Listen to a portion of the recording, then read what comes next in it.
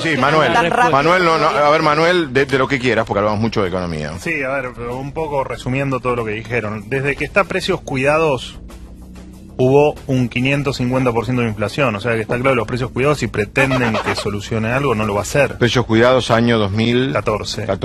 E incluso podés tener los precios cuidados, pero las empresas que tienen esos precios cuidados te aumentan más el valor de otros precios. O sea que el precio cuidado es una estupidez que en algún momento hay que eliminarla y que no sirve para nada. O al menos no sirve como herramienta para controlar la inflación. ¿Y por qué crees que la hacen? Perdón, inflación que ya todos nos olvidamos, pero llevamos 17 años de esta última etapa de inflación. Desde el 2002 que empezamos a tener inflación en la Argentina después de la convertibilidad. Entonces digo, bueno, y me parece que si en los últimos 2 años se perdió 20% del poder adquisitivo, bueno, la cuenta es corta. O dejaste de ahorrar, si teníamos la suerte de ahorrar, o consumís menos, digamos. Eso no hay ninguna duda. ¿Por qué ponen precios cuidados? Bueno, porque me parece que primero desde el marketing político es bueno y porque creo que a mucha gente, por supuesto que le viene bien. Ahora, no soluciona el problema de la inflación. No te pido la bola de cristal, es imposible saberlo. ¿Inflación de enero? 3,5, entre 3,5 y 4. Marzo realmente salta. No, pero a ver, no se puede hacer. El que hace futurología con la inflación te está mintiendo. Es como el que hace futurología con el dólar. No lo podés saber, porque mañana no sé cómo se levantó el Ahora te pregunto esto teórico. Entonces, con dólar congelado y tarifas congeladas. Si dólar no está congelado, de a poquitito, muy de pero digo, 3 y pico. Nafta. Luz está congelada, nafta está congelada. Pues a ver, esto para entender... ¿No es alto 3,5 con tantas cosas congeladas? Para entender, esto es una olla a presión, donde vos, la presión que haces en la olla es congelar los precios. Vos congelás el dólar, que es para robarle el dólar al exportador y comprárselo barato y después venderlo caro. Congelás tarifas, congelás algunos precios como en precios cuidados. Nafta. Vos tenés la economía encerradita en una olla a presión. En algún momento te revienta. Acá la pregunta que hay que hacerse es, bueno, ¿cuándo va a reventar esa olla?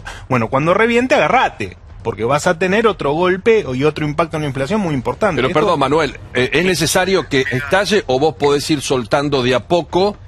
¿Qué querés ir soltando de a poco en una economía que hace 10 años que no crece, en una economía que tenemos 35-40% de pobres, en una economía que no podemos pagar la deuda y en una economía que, como bien decían en la introducción, el Fondo Monetario, ¿sabes por qué el Fondo Monetario no nos nombra? Porque ni siquiera tenemos presupuesto, porque ni siquiera sabemos si vamos a pagar el bono el 4 de febrero. Ahora, Manuel, yo te pregunto, porque acá se habló de los sectores vulnerables con una descripción muy realista de que el gobierno de Alberto Fernández tiende permanentemente a ayudarlos y de hecho con los bonos creo que lo ha logrado, ¿no es cierto? El poder adquisitivo, el poder de compra de lo más básico, los alimentos.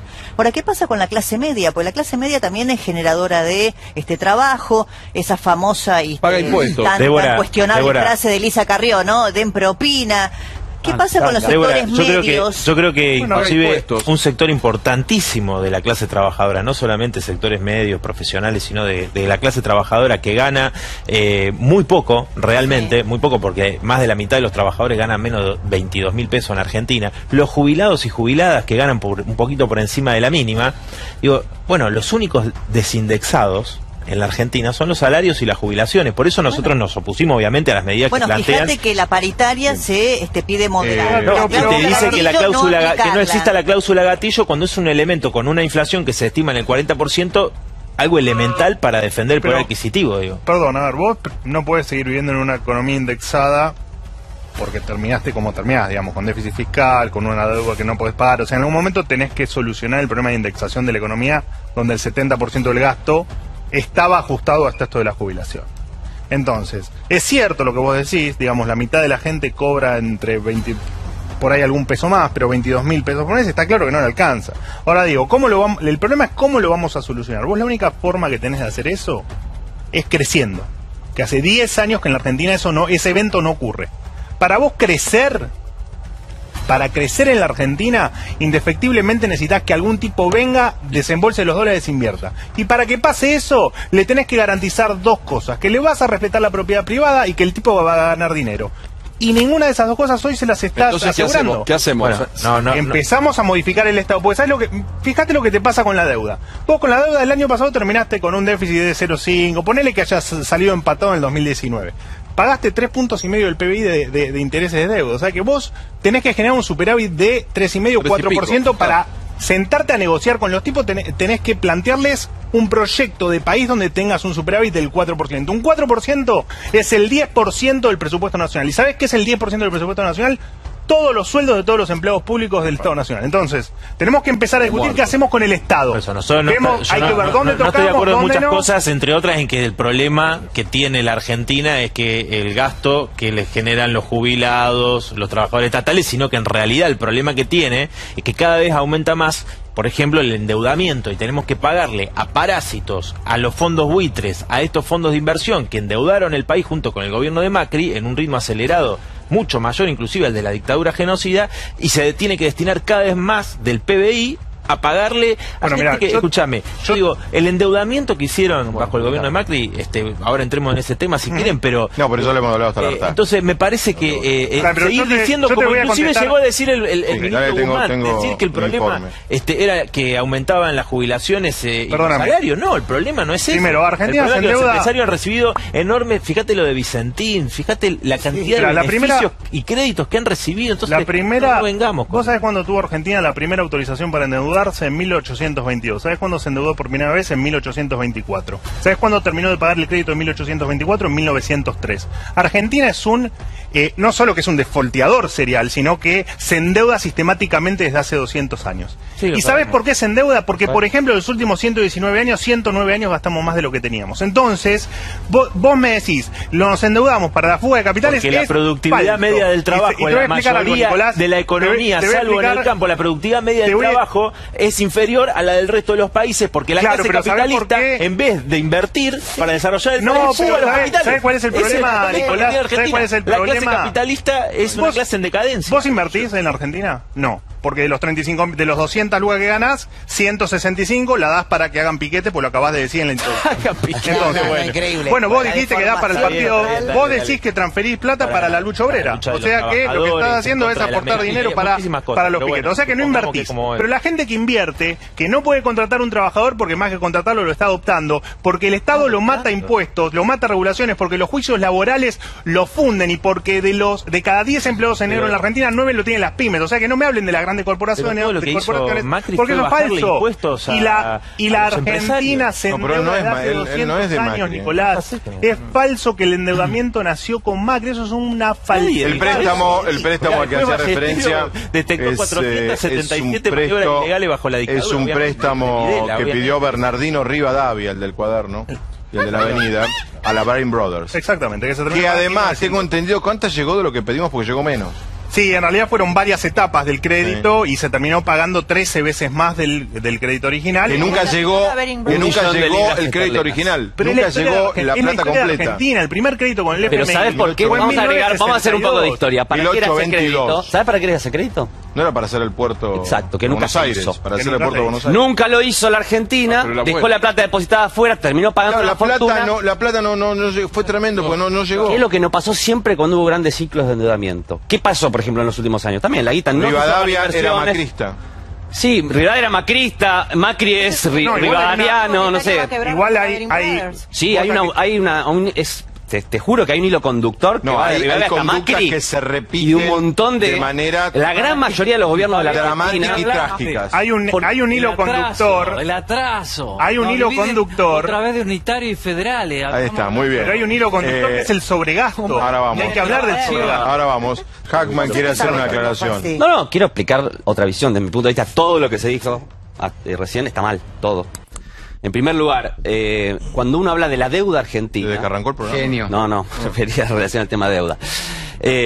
Cuando uno toma la deuda argentina, la Argentina tiene muchos tipos de deuda. Hay deuda bajo la extranjera y nacional, deuda en dólares, deuda en pesos, deuda con otros organismos del sector público, deuda con los sectores privados, deuda con organismos multilaterales. Todo ese paquete no es igual. ¿Cuál fue el problema durante el macrismo? Que el macrismo emitió de manera descontrolada, lo reconoció el expresidente Macri la semana pasada en un video, deuda en dólares. Por lo tanto, como la Argentina no tiene los dólares para pagar, pasamos de una situación en donde la Argentina no tenía mayores compromisos en dólares, reconocido también, hay otro video famoso que pueden mirar, Nicolás Dujovne, diciendo, podemos endeudarnos porque la verdad que heredamos un país sin deuda, a una deuda impagable. Eso fue lo que pasó en el macrismo. Segunda cuestión, Pará, Sí, pará, pero pará, esa explicación Igual es quiero, incompleta, igual quiero hacer una permitime, aclaración. porque Espera, a ver, no, terminemos acá. Terminemos acá, a ver, el espera. sector público Segundo. resintieron, por ejemplo, durante el kirchnerismo el Fondo de Garantía del ANSES, se tomó deuda al A ver, 0%. sí. Está bien, pero es Con deuda. lo cual, se financia el sector público Sí. a expensas, por ejemplo, Pero de lo los que la gente jubilados. tiene que entender es que ningún país entra en default o problema de deuda por deuda que le debe el Tesoro al Banco Central. No existe eso, no hay antecedente en ningún país en la historia. Está bien. No, pero Segundo tema, perdón, A ver, Adorni, dale, una dale. Segundo aclaración. tema, calidad. los bonos del 2005 y 2010 no son deuda emitida por el gobierno anterior, son los bonos de reestructuración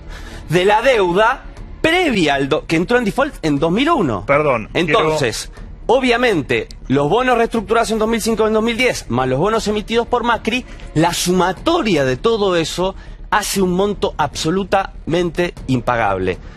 Me parece que esto es indiscutible. ¿Qué es lo que se va a hacer a partir de ahora? Pará un poquito, Se va- que Espera. así de Además de todo esto, todos. hay que... Vos decís la No, deuda pero en perdón, que hay dólares. un dato que Sí. quiero... ¿Qué quiero posibilidad aclarar. había de lograr préstamos en pesos? ¿Ustedes creen que van a De hecho, poder lo hizo el macrismo muchísimo. ¿Vos vas a Deuda en poder? pesos y en dólares. afuera? ¿Te van a prestar? No, afuera, adentro. De hecho, ¿qué eran las LEVAX? Las LEVAX. Deuda en Sí, pesos. no, Le va a quedar Son perdón, muchísimos perdón. nombre, pero Hay que- existen, ¿eh? Bueno, Adorni, creo que hay otro tema. Una Adorni cierra. aclaración, fuente, Ministerio de Economía o de Hacienda, de acuerdo a cómo se llamaba en cada época, la composición de deuda a fin del kirchnerismo era 70% en dólares, 30% en pesos, la composición de deuda a fin del macrismo era 80% en dólares, 20% en pesos, o sea que la composición varió en 10 puntos. Eso es bueno aclararlo siempre, Sí, fue es lo que mayoría se en le llama dólares. deuda Bien. relevante. Después está claro que es cierto que vos te podés endeudar en pesos y es cierto que fue en parte lo que hizo el gobierno de Macri, como también es cierto que el Estado absorbió todo el crédito disponible. Por eso es que no tuviste durante un montón de tiempo crédito para el sector privado y es parte de la explicación de por qué las empresas hoy no pueden salir a endeudarse, precisamente por el jueguito con las LEVAC y todo. Bien, Las repasamos la encuesta rápidamente. ¿Dejaste de comprar cosas por los problemas económicos? Sí. 79.8, esto aumentó, aumentó más de 2 puntos. Salvo Reato. No, 20.2 y 3.200 votos. Aumentó La bastante. verdad que soy yo Fabián, solo. hoy hablábamos. El único justamente. reato. Porque Hoy Pablo hablábamos. yo no creo que haya dejado. Volvimos a la Sí, bicicleta, sí. por ejemplo. Sí. Volvimos a la Comprar. bicicleta. A la bicicleta, real, la bicicleta. Volvemos a la bicicleta, pagás la señoras y luz de la señores, casa, mientras tanto en cerrar la Argentina casa, un cosas. expresidente de la Nación que se llama Mauricio Macri Por eso. fue elegido, votado por el directorio nada más y nada menos que de la FIFA como responsable de un organismo que ayer la mayoría nos enteramos que existía, no sabíamos nada de él, que es la Fundación FIFA, que lo conocía Gravia nada más en el mundo. Creo que ni Infantino lo conocía. Tampoco estaba enterado. Lo conocía solo Gravia. Bueno, se armó el despiporre. El tema sigue, todo el mundo sigue hablando, todo el mundo sigue opinando, dale. ¿Qué opina Adorni del tema? ¿Qué opinas del tema? ¿no? Igual todavía. Yo creo que esto Porque me es, dijeron que vos sabías de todos los temas. esto es lo típico que nos Adorni pasa a los- opina de todos los temas. No, pero es lo que le pasa a la sociedad argentina en las últimas décadas. Nos encanta meternos en las decisiones de privado. Dejen a la FIFA que haga lo que quiera.